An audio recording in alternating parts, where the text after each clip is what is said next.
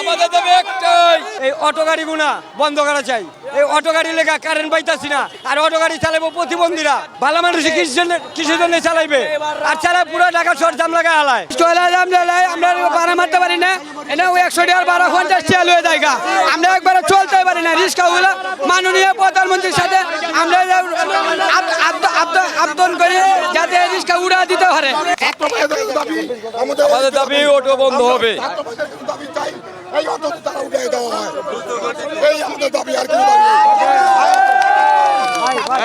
আমাদের একটাই দাবি, এক দফা এক দাবি, সেটা ঢাকা সিটির মাঝে যেন কোনো অটো না চলে।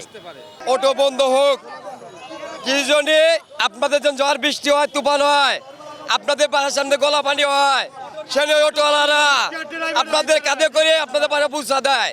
আজকে অটোওয়ালা আমরা পৌঁছা দেয় না, আমরা দেই। 40 বছর আগের থেকে আমাদের বুলুবক আছে, কাগজ আছে, সব আছে। আজ কেন মূল্য পাই না দেশে? আমরা কি অপরাধ আমাদের বিদেন? শত শত লাখে লাখে শ্রমিক বাইরে না খা মরতেছে, কেউ বউ ভাত পায় না, কেউ পুরান ওষুধ নিয়ে মরে যাচ্ছে।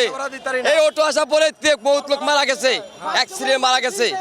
আমাদের শিশু বাচ্চা স্কুলে যায়, অটো অ্যাক্সিডেন্ট মারিয়ে ফেলায়, কোনো বিচার নাই। এদেশে পুলিশ ঘুষ খায় অটো ছেড়ে দেয়, দৌড়ে আর ছাড়ে, দৌড়ে আর ছাড়ে, বিচার চাই।